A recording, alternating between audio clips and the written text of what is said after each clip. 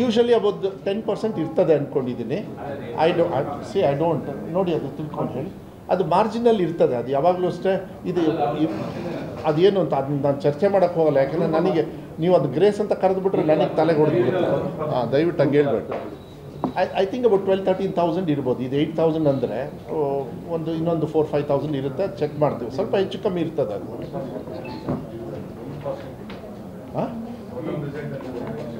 1 or 2% ಇರುತ್ತೆ ಅದು usual. ಅದು ಇಷ್ಟು ವರ್ಷದಿಂದ ಏನು ನಡೀತಾ ಇದೆ ಅದೇ, ಬೇಕಾದ್ರೆ ಅದನ್ನ ಹಾಕಿಸ್ತೀವಿ. ಮತ್ತೇನಾದ್ರು ಪ್ರಶ್ನೆಗಳಿದೆ? ಹಾಂ ಪಾಸ್ ಪರ್ಸೆಂಟೇಜ್ ಇದೆ, ಅದನ್ನು ಹೇಳ್ಬೋದಾ? ಇದೆ. ಅದೇ ನಾನು ಅದನ್ನೆಲ್ಲ ಆನ್ಲೈನಲ್ಲಿ ಕೊಡ್ತೇನೆ. ನಾನು ಮೇನ್ ಇಂಪಾರ್ಟೆಂಟ್ ಪ್ರೋಗ್ರೆಸ್ ಆಗಿರೋದನ್ನ ಹೇಳಿದ್ದೀವಿ. ಈ ತುಂಬ ಕಂಪ್ಯಾರಿಸನ್ ಎಲ್ಲ mostly you might get it online, but comparison ಮಾಡಿದೆ ಮತ್ತೆ ಬೇರೆ ಬೇರೆ ಇದಕ್ಕೆ ಹೋಗ್ಬಿಡುತ್ತೆ. ಆರ್ ಟಿ ಎಲ್ಲ ಆರ್ ಟಿ ಎಲ್ಲಿ ಹೋದ ಸತಿ ಎಷ್ಟು ಪಾಸ್ ಆಗಿದೆ? ಸಾರಿ ಓಕೆ, ಸಾರಿ 75% ಮಕ್ಕಳು ಪಾಸ್ ಆಗಿದ್ದಾರೆ. ಗ್ರೇಡ್ ವೈಸು ಇದೆ, ABC, A+ ಈ ಥರ ಎಲ್ಲ ಇದೆ.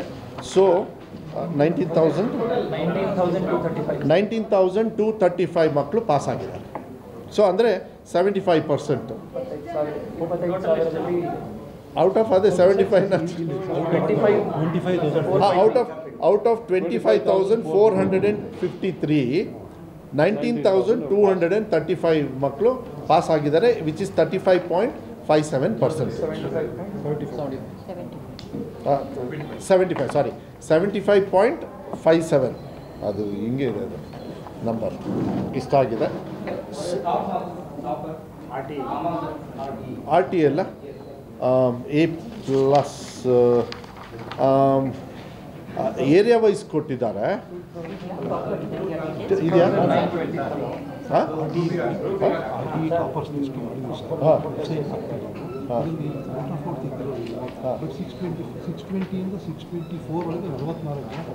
ಅದನ್ನ ಹೇಳ್ಬಿಡ್ತೀನಿ. ಓಕೆ, ಆರ್ ಟಿ ಯಲ್ಲಿ ಟಾಪರ್ 625ಗೆ 625 ಯಾರೂ ತೊಗೊಂಡಿಲ್ಲ, ಆದರೆ 624 ತೊಗೊಂಡಿರೋರು ಸುಮಾರು 5-6 ಜನರಿದ್ದಾರೆ. ಸೊ ಹಿಂಗೆ ಹೇಳ್ಬಿಡ್ತೀನಿ ಸಿಂಪಲ್ಲಾಗಿ. ಅಲ್ಲಲ್ಲ, ನಿಮಿಷ 620 ಮೇಲೆ ತೊಗೊಂಡಿರೋರು ಅಬೌಟ್ 50 ಸ್ಟೂಡೆಂಟ್ಸ್. 620 ಮೇಲೆ ತೊಗೊಂಡಿರೋರು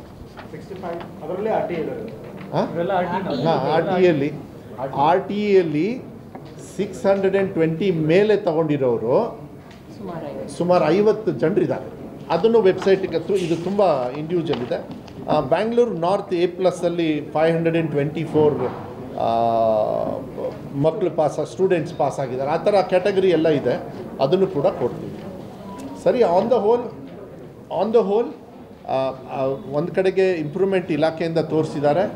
ಇನ್ನೊಂದು ನಾವು ಏನು ಇನಿಷಿಯೇಟಿವ್ ತೊಗೊಂಡಿದ್ದೀವಿ ಈಗ ಬಜೆಟಲ್ಲಿ, ಅದಕ್ಕೆ ಮಾನ್ಯ ಮುಖ್ಯಮಂತ್ರಿಗಳು ಬಜೆಟ್ ಮೀಟಿಂಗಲ್ಲಿ ಏನಂತ ಹೇಳಿದರು, ನೀವು ಎಕ್ಸ್ಪೆಂಡಿಚರ್ ನೋಡೋಕ್ಕೆ ಹೋಗಬೇಡಿ, ಇರೋ ಫೆಸಿಲಿಟಿಯಲ್ಲಿ ಇನ್ ಕ್ಲಾಸ್ ರೂಮ್ ಕಲಿಕೆಗೆ ಇಂಪಾರ್ಟೆನ್ಸ್ ಕೊಡಬೇಕಂತ. Same thing we have been talking for this year also. So ನಾವು ಏನೇ ಪ್ರೋಗ್ರಾಮ್ ಕೊಟ್ರೇನು ಬಿಲ್ಡಿಂಗ್ ಕಟ್ಟೋದಿದೆ, ಶೌಚಾಲಯ ಅವೆಲ್ಲ ಕೊರತೆ ಇದೆ, ಅದೆಲ್ಲ ಮಾಡಬೇಕು, ಕಾಂಪೌಂಡ್ ಮಾಡಬೇಕು. ಅದ್ರ ಜೊತೆಗೆ ನೀವೇನೇ ಹಣ ಖರ್ಚು ಮಾಡಿದರೆ ನೀವು ವೇಸ್ಟ್ ಆಗದೇ ಇರೋ ರೀತಿಯಲ್ಲಿ ಇನ್ ಕ್ಲಾಸ್ ರೂಮ್ನ ಭಾಳ ಇಂಪಾರ್ಟೆನ್ಸ್ ತೊಗೊಳ್ಳಿ ಅಂತ. ಅದಕ್ಕೆ ಮಾನ್ಯ ಮುಖ್ಯಮಂತ್ರಿಗಳಿಗೆ ಹೇಳಿದ್ದು ನಾನು, ದಯವಿಟ್ಟು ಟೀಚರ್ಸ್ ಕೊಡಲಿಲ್ಲ ಅಂದರೆ ಕಷ್ಟ ಆಗುತ್ತೆ ಸರ್, ಯಾಕೆಂದರೆ ಪಾಠ ಹೇಳ್ಕೊಡೋದಕ್ಕೆ ಆಲ್ವೇಸ್ ಪರ್ಮನೆಂಟ್ ಟೀಚರ್ಸ್ ಇದ್ದರೆ ಒಳ್ಳೆಯದು ಅಂತ ಹೇಳಿ. We are trying. ಈ ಜಸ್ಟಿಸ್ ನಾಗಮೋಹನ್ ದಾಸ್ ಅವರು ಇದು ಮುಗಿತಾ ಇದ್ದಂಗೆ ಆ ರಿಕ್ರೂಟ್ಮೆಂಟ್ ಪ್ರೋಸೆಸ್ ಸ್ಟಾರ್ಟ್ ಮಾಡಿ, we want to fight for more teachers also. So we are happy. ತುಂಬ ಇಂಪ್ರೂವ್ಮೆಂಟ್ ಮಾಡಬೇಕು. ನಾನು ತಮ್ಮ ಮೂಲಕ ನಾನು ಪೇರೆಂಟ್ಸಿಗೆ ಇಷ್ಟೇ ರಿಕ್ವೆಸ್ಟ್ ಮಾಡೋದು, ಮಕ್ಕಳನ್ನು ಸರ್ಕಾರಿ ಶಾಲೆಗೆ ಸೇರಿಸಿ, ಬುಕ್ಸ್ ಕೊಡ್ತೀವಿ, ಶೂಸು, ಯೂನಿಫಾರ್ಮು, ಮೊಟ್ಟೆ ಕಲಿಕೆಯಲ್ಲೂ ಕೂಡ ಈಗ ಇಂಪ್ರೂವ್ಮೆಂಟ್ ತೋರಿಸಿದ್ದೀವಿ. ಬೆಸ್ಟ್ ಟೀಚರ್ಸು ಸರ್ಕಾರಿ ಶಾಲೆಯಲ್ಲಿದ್ದಾರೆ. ಈ ಸತಿ ಬಜೆಟಿಗೆ ಈವನ್ ಸಾಯಿ ಶೋರ್ ಇಂಥ ಫೆಸಿಲಿಟಿ, ನ್ಯೂಟ್ರಿಷನ್ ಏನು ಗೊತ್ತಾ, ದುಡ್ಡು ಕೊಟ್ಟರೆ ಸಿಕ್ಬಿಡುತ್ತೆ, ವಿದ್ಯಾಭ್ಯಾಸ ಸಿಗೋದಿಲ್ಲ. ಅದನ್ನು ನಾವೇ ಕೊಡಬೇಕಾಗತ್ತೆ. ಅದನ್ನ ಆರ್ಗನೈಸ್ ಮಾಡ್ತೀವಿ. Will do our best. ಕೈ ಮುಗಿದು ಕೇಳ್ಕೊಳ್ತೀನಿ, ಮಕ್ಕಳನ್ನು ಬರೀ ಅಡ್ಮಿಷನ್ ಮಾಡೋದು ಇಂಪಾರ್ಟೆಂಟ್ ಅಲ್ಲ, ದಿನ ಮಕ್ಕಳನ್ನ ಕಳಿಸಿ. ಗ್ರಾಮೀಣ ಭಾಗದ ಮಕ್ಕಳಿಗೆ ನಾನು ವಿಶೇಷವಾಗಿ, ನೀವೆಲ್ಲ ಮಾಧ್ಯಮದವ್ರು ಏನಿದ್ದೀರಿ ಅದನ್ನು ಕೂಡ ಮಾನ್ಯ ಮುಖ್ಯಮಂತ್ರಿಗಳು ಕೂಡ ನಾನೇ ಪರ್ಸ್ನಲಾಗಿ ಒಂದು 2 ಪ್ರೋಗ್ರಾಮ್ನ ನಾವು ಮಾಡ್ತಾಯಿದ್ವಿ ಬಿಫೋರ್ ಸ್ಕೂಲ್ ಸ್ಟಾರ್ಟ್ಸ್. ಅದೇನು ಅಂತ ನಿಮಗೆ ಗೊತ್ತಾಗುತ್ತೆ. ಇಟ್ ವಿಲ್ ಬಿ ವೆರಿ ಒಂದು confidence giving for childrens to come to government school. ಅದನ್ನು ನಾವು ಇನಿಷಿಯೇಟಿವ್ ಅದೆಲ್ಲ ಲೈನಪ್ಪಲ್ಲಿದೆ. ಒಂದು ದಿವಸನೂ ಬಿಡೋಲ್ಲ. Every day there is something good happening in the department. ನಾನು ಹೇಳಿದ್ದೀನಿ, ಏನು ಬಿಡಬೇಡಿ, ಮಕ್ಕಳಿಗೆ ಹೆಲ್ಪ್ ಆಗಬೇಕು. ಯಾಕೆಂದರೆ ಇಷ್ಟೊಂದು ಕೋಟ್ಯಾಂತರ ರೂಪಾಯಿ ಖರ್ಚು ಮಾಡಿ ನಾವು ಪ್ರೋಗ್ರೆಸ್ ತೋರಿಸಲಿಲ್ಲ ಅಂದರೆ ನಮ್ಗೆ ತಪ್ಪಾಗುತ್ತೆ. ಹೋದ ಸತಿ ಅನಿವಾರ್ಯವಾಗಿ ನೀವು ಕೂಡ ಕೆಲವು ಮಾಧ್ಯಮದಲ್ಲಿ ಚೆನ್ನಾಗೂ ವಿಶ್ಲೇಷಣೆ ಮಾಡಿದ್ರಿ, ಇದು ಒಳ್ಳೆಯದು ನೀವು ಮಾಡಿದ್ದು ಅಂತ. ಇನ್ನೊಂದು ಕಡೆಗೆ ಸ್ವಲ್ಪ ಟೀಕಾ ಟಿಪ್ಪಣಿಯಲ್ಲಿ ಬಯಸ್ಕೊಂಡು ಕೂಡ ಮಾನ್ಯ ಮುಖ್ಯಮಂತ್ರಿಗಳ ಇಂದನೂ ಕೂಡ, ಬಟ್ ಅನಿವಾರ್ಯವಾಗಿ ಮಾಡಬೇಕಾಯ್ತು. ಯಾಕೆಂದರೆ ಹೋದ ಸತಿ ಸ್ವಲ್ಪ ಎಕ್ಸಾಮ್ ಸ್ಟ್ರಿಕ್ಟ್ ಮಾಡಿ ಮಕ್ಕಳಿಗೆ ನಾವೆಲ್ಲ ಇರಬೇಕಾದ್ರೆ ಫೇಲ್ ಆದರೆ ನವಂಬರಿಗೆ ಕಟ್ಕೋಬೇಕು. ಆದರೆ ಅವಕಾಶಗಳ ಕೊರತೆಯನ್ನು ಇವತ್ತಿನ ಒಂದು ವಿದ್ಯಾಭ್ಯಾಸದಲ್ಲಿ, ಯಾಕೆಂದರೆ ಇವತ್ತು ಭಾಳ ಫಾಸ್ಟ್ ಇದೆ ಎಲ್ಲ ಸ್ಟಡಿಂಗ್ ಕ್ವಾಲಿಟಿ ಎಲ್ಲ. ಸೊ ನಿಮ್ಮ ಸಹಾಯ ಬೇಕಾಗ್ತದೆ. ದಯವಿಟ್ಟು ಮಕ್ಕಳನ್ನ ಶಾಲೆಗೆ ರೆಗ್ಯುಲರಾಗಿ ಕಳಿಸಿ, ಸರ್ಕಾರಿ ಶಾಲೆಗೇ ಕಳಿಸಿ. ಇಂಪ್ರೂವ್ಮೆಂಟ್ ನಿನ್ನೆಕ್ಕಿಂತ ನಾಳೆ ಜಾಸ್ತಿ ಚೆನ್ನಾಗಿರುತ್ತೆ, ಇವತ್ತಿಗಿಂತ ನಾಳೆ ಚೆನ್ನಾಗಿರುತ್ತೆ. ಯಾವುದೇ ಕಾರಣಕ್ಕೂ ನಾವು ಡೌನ್ ಆಗೋದಕ್ಕೆ ಬಿಡೋದಿಲ್ಲ. ನಿಮ್ಮ ಸಹಕಾರ ಯಾವತ್ತೂ ಇರಲಿ ಅಂತಕ್ಕಂಥದ್ದನ್ನು ಹೇಳಿ ನಿಮಗೆಲ್ಲರಿಗೂ ವಂದಿಸಿ ನಾನು ಮಾತನಾಡ್ತೀನಿ. ಆಮೇಲೆ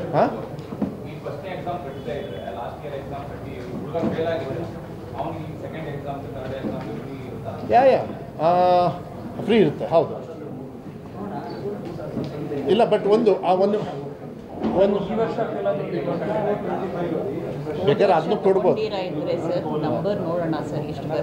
ಓಕೆ, ಒಂದು ನಿಮಿಷ. ನಮ್ಮ ಸ್ನೇಹಿತರು ಏನು ಕೇಳಿದ್ರು ಅದನ್ನೇನು ನಂಬರ್ ನೋಡ್ತೀವಿ, ಅದನ್ನು ಇವಾಗಲೇ ಇನ್ನೊಂದು 1 ಅವರಲ್ಲೇ. ಲಾಸ್ಟ್ ಇಯರ್ ಫೇಲ್ ಆಗಿ ಇವಾಗಲೂ ತೊಗೋಬೇಕಂದ್ರೆ ಅವ್ರಿಗೂ ನಾವು ಸಹಾಯ ಮಾಡಬೇಕು ಅಂತ ಹೇಳಿದರೆ ನಂಬರ್ಸ್ ಆರ್ ನಾಟ್. ಬಿಕಾಸ್ ಏನಂದರೆ ಈ ಸತಿ ಸ್ವಲ್ಪ ಬರ್ಡನ್ ನನಗೆ ಜಾಸ್ತಿ ಬೀಳ್ತಾರೆ. PUCಯಲ್ಲಿ ಒಂದು ಸಿಂಗಲ್ ಡಿಜಿಟಲ್ಲಿ ಇದ್ವಿ, ಈಗ ಡಬಲ್ ಡಿಜಿಟಿಗೆ ಬಂದುಬಿಟ್ಟಿದ್ದೀವಿ. ಸೊ ಹುಷಾರು ಮಾಡಬೇಕು. ಅಟ್ ದ ಸೇಮ್ ಟೈಮ್ ಮಕ್ಕಳಿಗೆ ಹೆಲ್ಪ್ ಮಾಡಬೇಕು. ಅದನ್ನು ಯೋಚನೆ ಮಾಡಿ ಹೇಳ್ತೀವಿ, ಅದೊಂದು. ಆಮೇಲೆ ದಯವಿಟ್ಟು ಈಗ ಹೇಳಬಾರ್ದು, ಬಟ್ ಆದರೂ ಕೂಡ ಯಾರಾದರೂ 3rd ಎಕ್ಸಾಮಲ್ಲೂ ಕೂಡ ಮುಂದೆ ನಾನು ಇನ್ನೊಂದು ಸತಿ ಪ್ರೆಸ್ ಮೀಟ್ ಮಾಡ್ತೀವಿ. ಫ್ರೆಶ್ ಆಗಿ as a fresh student they can come back to government school. By chance pass ಆಗಲಿಲ್ಲ ಅಂದರೆ ಬುಕ್ಸು, ಶೂಸು ಎಲ್ಲದೂ ಹೊಸದಾಗಿ ಕೊಡ್ತೀವಿ. Will consider them as new students. So ಅದು ಆಮೇಲೆ ಇರ್ತದೆ, ಈಗ ಬೇಡ ಅದನ್ನ ಚರ್ಚೆ ಮಾಡೋದು. But we have decided that also. But ಅದನ್ನು ಆ ಪ್ರೋಗ್ರೆಸ್ಸಲ್ಲಿ ಹೇಳ್ತೀವಿ. CM ಅವ್ರ ಜೊತೆಗೆ ಅದನ್ನು 3-4 ಪಾಯಿಂಟ್ಸ್ನ 3-4 ಪ್ರೋಗ್ರಾಮ್ಸ್ ಇಟ್ಕೊಂಡಿದ್ವಿ ಮಕ್ಕಳಿಗೆ ಹೆಲ್ಪ್ ಆಗ್ತಕ್ಕಂಥ ರೀತಿಯಲ್ಲಿ. ಅದನ್ನು ಮುಂದಿನ ದಿನಗಳಲ್ಲಿ ನಾನು ಹೇಳಲಿಕ್ಕೆ ಇಷ್ಟಪಡ್ತೀನಿ. ಇದನ್ನು ಕ್ಲಾರಿಫೈ ಮಾಡಿಬಿಟ್ಟು ಇನ್ನೊಂದು 1 ಅವರ್ ಬೇಕು, ಯಾಕೆಂದರೆ ಎಲ್ಲ ರೊಕ್ಕ ಅಲ್ಲಪ್ಪ, ಅದಕ್ಕೋಸ್ಕರ ಅಷ್ಟೇ. ಹಾಂ, ಅಲ್ಲ ಹೋದ ಸತಿ ಎಷ್ಟಿತ್ತು ಗೊತ್ತಾ? 5 ಲಕ್ಷ.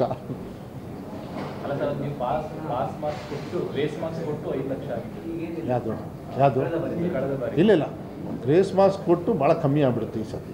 ಗ್ರೇಸ್ ಮಾರ್ಕ್ಸಿಗೆ ಕಂಪೇರ್ ಮಾಡಬೇಡಿ, ಕಂಪೇರ್ ಮಾಡಬೇಡಿ. ಅದೇ ನೀವು ಅದನ್ನು ಕಂಪೇರ್ ಮಾಡಬಾರ್ದು ಯಾವಾಗಲೂ.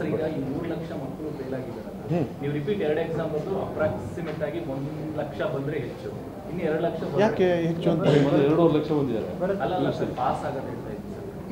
ಅಲ್ಲ ನೋಡೋಣ. ಸಿ ಆ್ಯಕ್ಚುಲಿ ನಾವು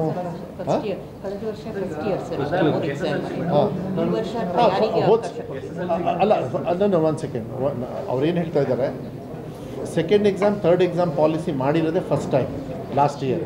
ಸೊ ಆಮೇಲೆ ಲಾಸ್ಟ್ ಇಯರ್ ಏನು ಗೊತ್ತಾ, ಯಾರಿಗೂ ಗೊತ್ತೇ ಆಗಲಿಲ್ಲ, ಫಾಸ್ಟಾಗಿ ಬಂದುಬಿಡ್ತು.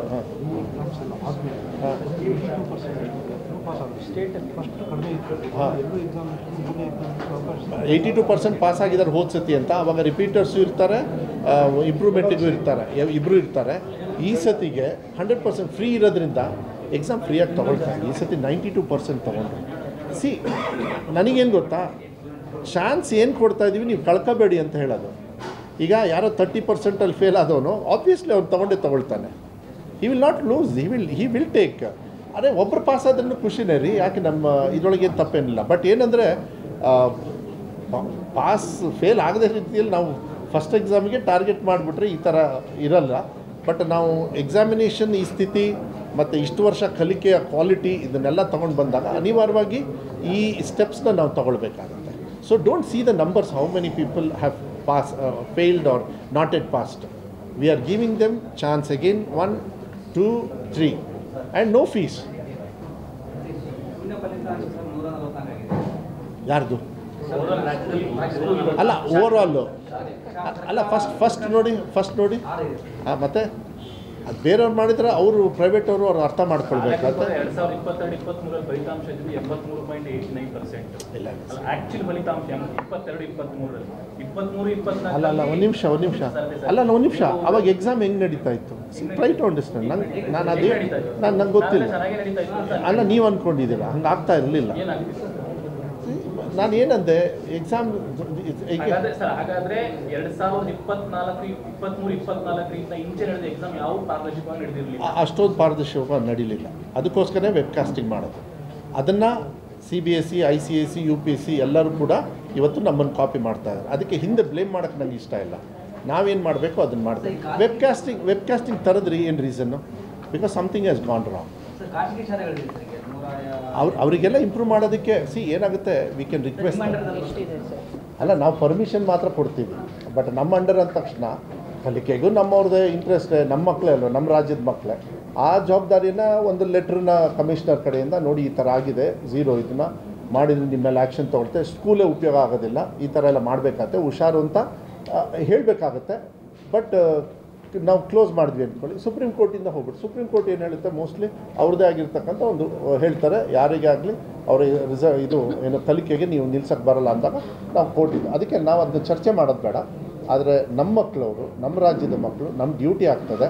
ಅವರಿಗೆ ನಾವೇನು ಸಲಹೆ ಸಹಕಾರನ ನಮ್ಮ ಇಲಾಖೆಯಿಂದ ಕೊಡಬೇಕು.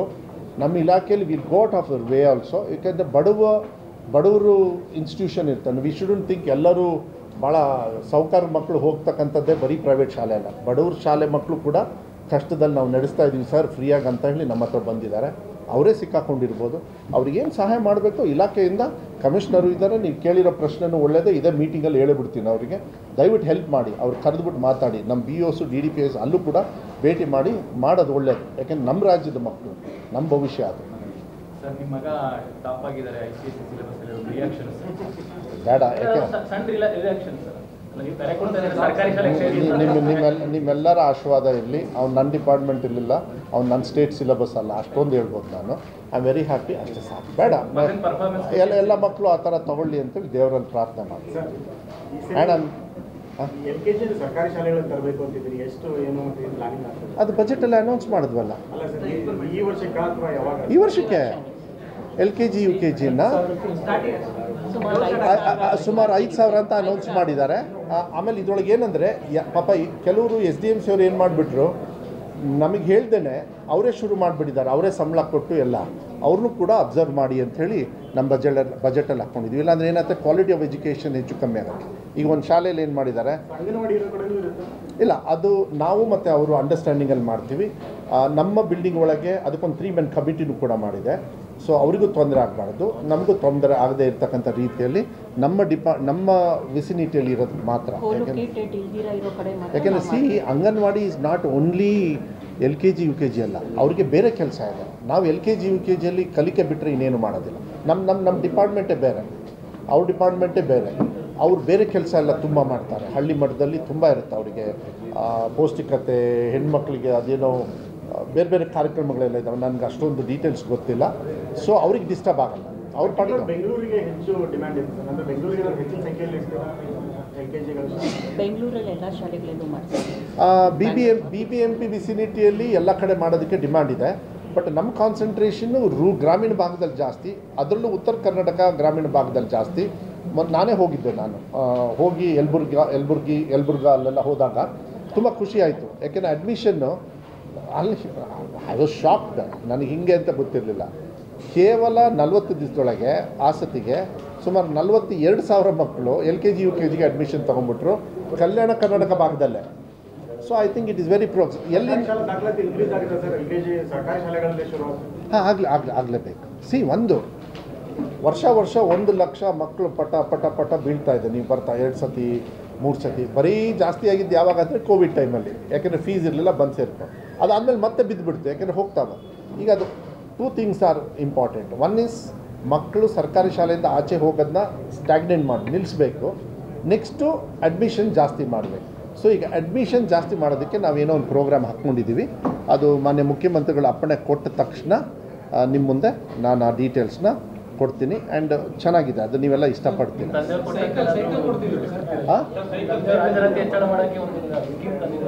ಹಾಂ ನಿಮ್ಮ ತಂದೆಯವರು ಸಿಎಂ ಆಗಿದ್ದಾಗ ಹಾಜರಾತಿ ದಾಖಲೆ ಹೆಚ್ಚಳ ಮಾಡೋದಕ್ಕೆ ಅವ್ರು ₹1 ಕೊಟ್ಟರು, ನಾವು ಮೊಟ್ಟೆ ಕೊಡ್ತಾ ಇದ್ದೀವಿ, ಬೆಳಗ್ಗೆ ಹಾಲು ಕೊಡ್ತೀವಿ, ಶೂಸ್ ಕೊಡ್ತೀವಿ, ಬಾಳೆಹಣ್ಣು ಕೊಡ್ತೀವಿ, ಶೂಸ್ ಕೊಡ್ತೀವಿ.